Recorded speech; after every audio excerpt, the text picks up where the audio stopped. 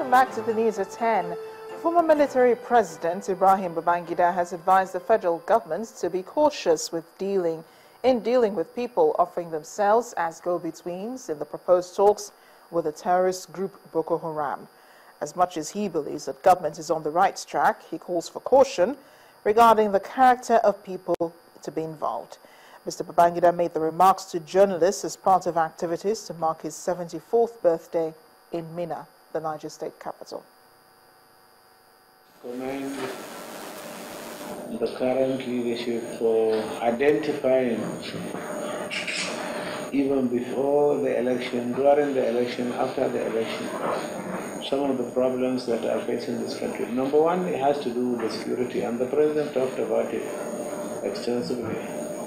The security of life and property, the security of the state, the security of this environment called Nigeria, that has been identified.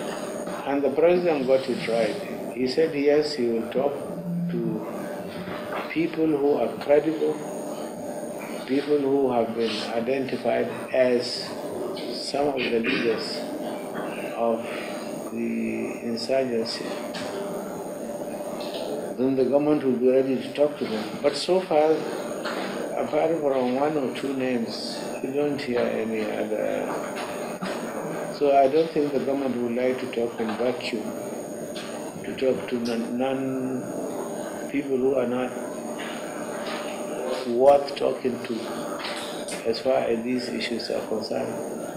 So the government is right to be careful, to identify and talk if there is anything to talk about. The former president also took time to address the anti-corruption war of President Muhammadu Buhari, say that he supports it and that he hopes the present government will be able to recover some stolen funds. He also told the journalists that he misses his friend, the acclaimed winner of the 1993 election, the late MKO Abiola. All the service chiefs as well as the Chief of Defense Staff are currently in Maiduguri, the Borno State capital, in accordance with the directive of President Muhammadu Buhari. A military source told Channels Television today that all the service chiefs moved at the weekend to join in the prosecuting of the war against insurgency in the northeast. The move is to strengthen the command structure in the troubled Borno State. In the meantime, as part of its strategies to meet the deadline of ending insurgency in the country, the Nigerian Army has appointed a new commander for the Special Military Force undertaking the anti-insurgency campaign in the northeast. The new commander of the mission, codenamed Operation Lafia Dole, is Major General Yushau Abubakar, who until this appointment was the commander of the Nigerian Army Armored Corps.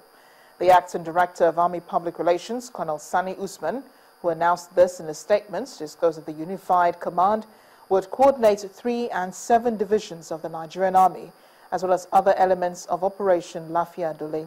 Colonel Usman added that this is the first time the Nigerian Army is deploying Corps headquarters to the field.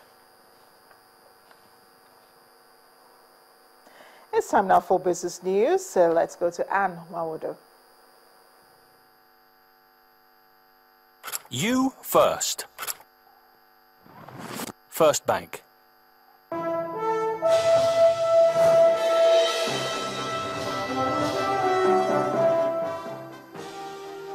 Hello, welcome to Business News. President Muhammadu Buhari has accepted the resignation of the Controller General of the Nigeria Customs Service, Mr. Diko Abdullahi. With the acceptance, Mr. Abdullahi is expected to proceed on his voluntary retirement from Tuesday, August the 18th. He had written President Buhari on his desire to proceed on voluntary retirement. This approval was personally signed by the President. Mr. Abdullahi would have spent 6 years as the customs boss on Tuesday, August the 18th.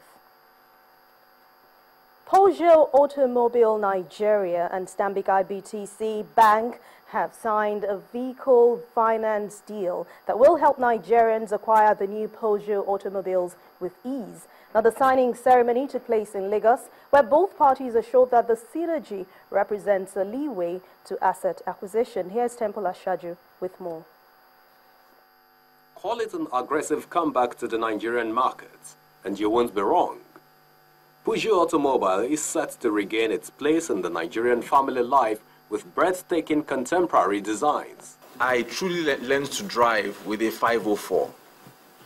And I often told my friends that we thought the height of arrival was when you drove the 505 Evolution. At this meeting, the automaker, Peugeot Automobile Nigeria, is signing an auto financing agreement with Stanbic Pt.3 Bank for ease of asset acquisition. It has a very unfairly low equity contribution against the competition. So while some banks may be asking you to pay as much as 20–30%, Stanbic IBTC will actually ask you to pay only 10% as your contribution. Nigerians like to know that they're enjoying some of the finest things that the world has to offer. Stanbic IBTC is in the business of helping Nigerians to enjoy the finest things that are available. Therefore, allowing Nigerians and supporting them to enjoy Peugeot is well in line with our strategy. Both parties believe that the synergy is a leeway to a positive outlook for the Peugeot automobile market. The more equity you put into it, the less the cost to you.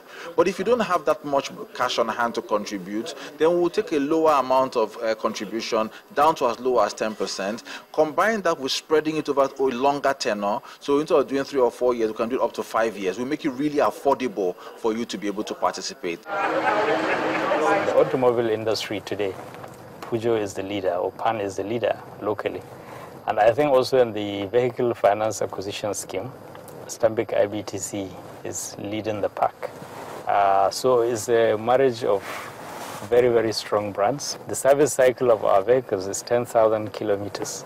So you don't need to service any Peugeot car unless it runs 10,000 kilometers. The automobile ranges from sedans to SUVs. And with the new arrangement, manufacturers are ready to customize according to consumers' tastes.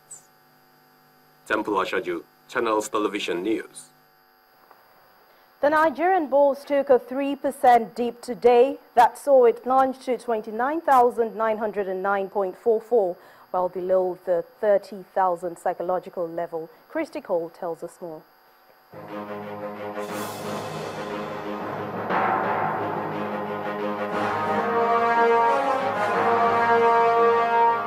Hello and welcome to the Stock Markets Report. Equities trading at the Nigeria Stock Exchange recorded remarkable level of load shedding as the all-share index falls below the 30,000 psychological level at 29,909.44 points. Stockbrokers say the directive by the federal government to domicile all accounts with the central bank sent investors dropping bank shares. On the losers table, food giant Nestle dropped 16 naira from its share price. It comes ahead of Seplat, which suffered a loss of 5% from its share price, while Dangote Cement also dropped 5%. But on the flip side, Forte Oil appreciated 4 naira 98 kobo. It was followed by Zenith Bank, which sold at 16 naira 45 kobo, and Transcorp, which traded at 2 naira 69 kobo.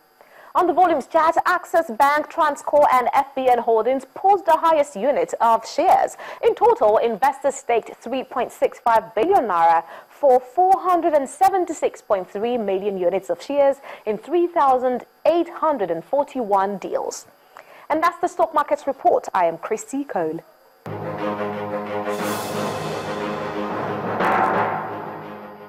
Thanks a lot, Christy.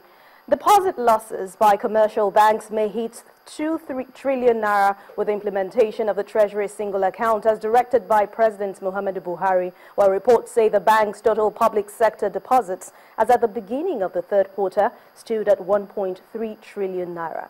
While additional net inflows of 2.2 trillion naira from the Federation Account Allocation Committee is expected to show up this figure, analysts' reports have revealed that the single treasury account may affect the banking sector liquidity, while last week the Lagos State Governor Akinwumi Ambode issued a similar directive for all states and local government funds to be deposited in the treasury single account effective from September the 1st. The Nigerian Extractive Industries Transparency Initiative, NATI, says oil companies in Nigeria owe the federal government over $7 billion. That's an equivalent of about 1.38 trillion naira. The government agency, in a statement, said that it arrived at this figure after its own assessment and the computation of underpayment cases arising from subjective memorandum of understanding and taxes. Well, he pointed out that it was willing to help recover the funds, that's if giving the backing of the Presidential Committee on Anti-Corruption and the federal government. Well, let's now see how some big equities traded globally.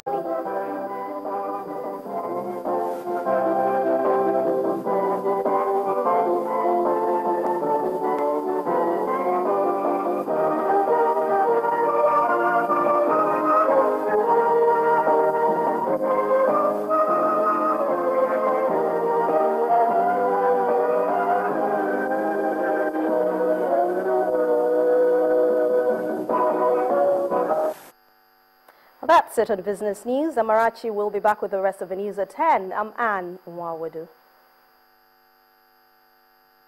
You first. First Bank. The River State Governorship Election Petition Tribunal sitting in Abuja has refused the application filed by Governor Nyesom Wike of River State and the People's Democratic Party, challenging the competence of the petition filed by the All Progressives Congress and its governorship candidate, Dakuku Pt.3. In the petition, the All Progressives Congress and its candidates are challenging the victory of Wike of the People's Democratic Party. Delivering its ruling, the tribunal, headed by Justice Muazu Pindiga, held that the petition is competent and that it's complied with Section 18(1) of the Electoral Act 2010. Meanwhile, the Election Petition Tribunal sitting in Asaba, the Delta State capital, today began hearing. After a few hours into the proceedings, the chairman of the tribunal adjourned further hearing till August 20th, 2015. The adjournment followed the preliminary objection raised by counsel to the People's Democratic Party, Mr. Alex Zion, and counsel to the Independent National Electoral Commission, Timothy Kende, challenging the decision of the All Progressives Congress to call 7 witnesses without providing details of the witnesses. In his response, counsel to the APC told the tribunal that the motion from the PDP and INEC has just been served on them, and therefore they need time to prepare an adequate response.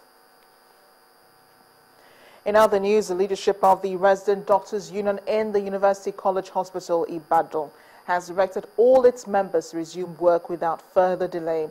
The president of the Doctors Union, Dr. Lukman Ogunjimi, disclosed this to newsmen after an emergency meeting.